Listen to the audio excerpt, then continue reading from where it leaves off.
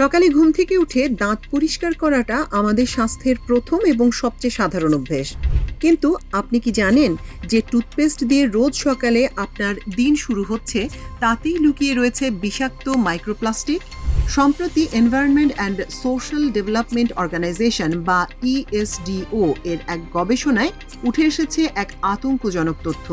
দেশের বাজারে বিক্রি হওয়া ৩৪টি টুথপেস্টের মধ্যে ২৬টিতেই পাওয়া গেছে এই প্লাস্টিক কণা, যার মধ্যে বাদ পড়েনি শিশুদের টুথপেস্টও। প্রশ্ন হলো, অজান্তেই শরীরে ঢোকা এই বিষাক্ত প্লাস্টিক থেকে বাঁচার এখন সমাধান কি?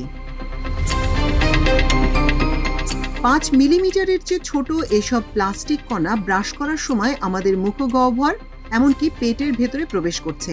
বিজ্ঞানীরা বলছেন, মানুষের রক্ত, ফুসফুস, মস্তিষ্ক এবং গর্ভফুলে ইতোমধ্যেই মিলেছে মাইক্রোপ্লাস্টিকের উপস্থিতি। এটি রক্তনালীতে রক্ত চলাচলে বাধা সৃষ্টি করে হার্ট অ্যাটাক ও স্ট্রোকের ঝুঁকি বাড়াতে পারে। পাশাপাশি প্রজনন ক্ষমতা ও হরমোনের ওপর ফেলছে বিরূপ প্রভাব।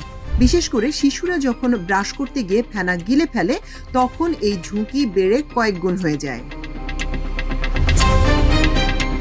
আমেরিকা সহ বিশ্বের অনেক উন্নত দেশে টুথপেস্টে এমন প্লাস্টিক মাইক্রোবিড ব্যবহার সম্পূর্ণ নিষিদ্ধ, অথচ আমাদের দেশে তদারকির চরম অভাব। বিএসটিআই এবং সংশ্লিষ্ট সংস্থাগুলো বলছে, অনুমোদনপ্রাপ্ত উপকরণের তালিকায় কোনো প্লাস্টিক নেই, অর্থাৎ টুথপেস্টে মাইক্রোপ্লাস্টিক থাকা সম্পূর্ণ বেআইনি। তা সত্ত্বেও কিভাবে দেশের ৭৬%-এরও বেশি টুথপেস্টে এই প্লাস্টিক কণা মেশানো হচ্ছে? শুধুই পণ্যের ঘনত্ব বাড়ানো বা চকচকে ভাব আনার জন্য কি মানুষের স্বাস্থ্যকে ঝুঁকিতে ফেলা হচ্ছে? তাহলে আমরা এখন কি করব? প্রতিদিন দাঁত ব্রাশ করা কি ছেড়ে দেব? উত্তর, না। বিশেষজ্ঞদের মতে এই প্রাণঘাতী বিপদ থেকে বাঁচতে নাগরিক ও সরকারি পর্যায় থেকে অবিলম্বে ৪টি পদক্ষেপ নিতে হবে। প্রথমত, ব্যক্তিগত সচেতনতা। টুথপেস্ট কেনার আগে এর পেছনের প্যাকেটে থাকা উপাদানগুলো খেয়াল করুন। যেগুলিতে পলিইথিলিন, পিই, পলিপ্রোপিলিন বা মাইক্রোবিডস জাতীয় কেমিক্যাল বা প্লাস্টিক পলিমারের নাম থাকবে, সেগুলো কেনা এড়িয়ে চলুন। সম্ভব হলে হার্বাল বা প্রাকৃতিকভাবে তৈরি সার্টিফাইড পেস্ট ব্যবহার করুন।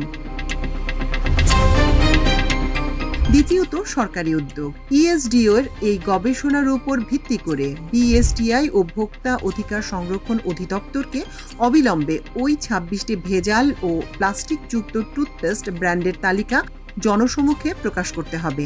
যে সকল ব্র্যান্ড নিয়ম নীতি না মেনে প্লাস্টিক ব্যবহার করছে, তাদের রেজিস্ট্রেশন বাতিল ও বাজার থেকে পণ্যগুলো বাজেয়াপ্ত করতে হবে। তৃতীয়ত, শিশুদের ক্ষেত্রে বাড়তি খেয়াল। ইএসডিওর রিপোর্টে দেখা গেছে, শিশুদের ৬টি পেস্টের ৪টিতেই প্লাস্টিক মিলছে।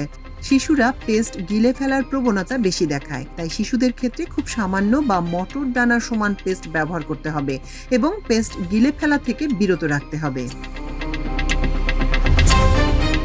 ব্যবসার মুনাফা বাড়ানোর জন্য সাধারণ মানুষ এবং বিশেষ করে কোমলমতি শিশুদের নিয়ে এমন খেলা আর চলতে পারে না। সচেতনতা শুরু হোক আপনার ঘর থেকে। আপনি কি আপনার টুথপেস্টের উপাদান আজই চেক করছেন? আপনার মতামত ও অভিজ্ঞতা আমাদের কমেন্টে জানান। ভিডিওটি শেয়ার করে আপনার প্রিয়জনকে প্লাস্টিকের এই নীরব বিষ থেকে সতর্ক করুন।